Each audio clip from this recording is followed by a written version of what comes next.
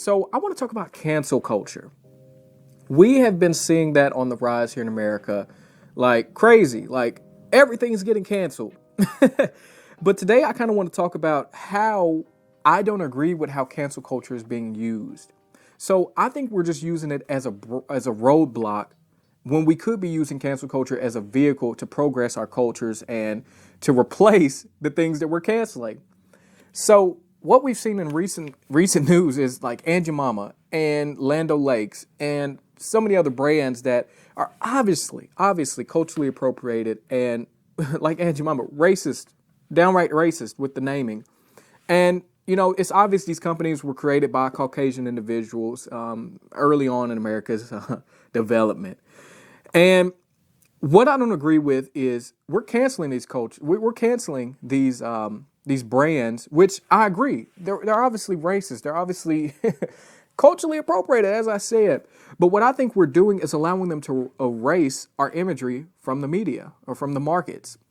So, like with Aunt Mama. Now, I don't think that having an African American woman's face on a brand is racist at all. Depending on what the imagery is like, of course. And the name is obviously racist, and they changed the name to, I can't think of the name right now, but it's Opera Mills Company. They changed it just to their company name. And one thing that struck me is, wow, now we don't have a black woman or an African-American woman or an ethnic entity in the syrup or in that branding industry. We have Mrs. Buttersworth. You don't see them changing her name or changing her image, but we all know why. And also with Land of Lakes, like they removed the Native American from that. And what I really thought about is they're erasing our ethnicity from the mainstream markets.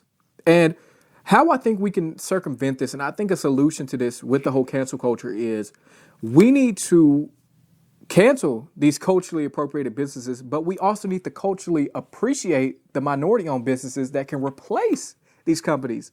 So instead of just allowing them to still make money off of us by just changing their names and erasing our imagery from the markets, how about we put that same energy that we're using to cancel these companies to build up these minority-owned businesses that can replace them? I think it's fairly simple. And I think it's a fairly simple thinking because, how I said, we're using cancel culture as a roadblock when we could be using it as a vehicle for progress in our culture. So I think just some food for thought is you don't see KFC, you don't see Miss Buttersworth erasing their imagery. So instead of just allowing them to replace the name of Aunt Mama, how about we replace that company with the black-owned or minority-owned businesses that can be up there in Walmart and Kroger and that can be earning our money and not be culturally appropriated? Because at the end of the day, they're using our imagery to make money off of us. Because we see a black face, we see a native face, we see a face that's resembling ours. We want to buy that, but we don't really dig deep into who is this company. So I think we need to discover and figure out what companies are doing the same things that Mrs. Butterworth or Opera Mills company is doing. And we need to start putting our money into those companies. So that was kind of what I wanted to talk about today is just cancel culture. I don't like how it's being used, but it can be used for great things. If we just come together, use the same energy that we're using to cancel these companies to build up our own companies. That's all I have to say about that right now.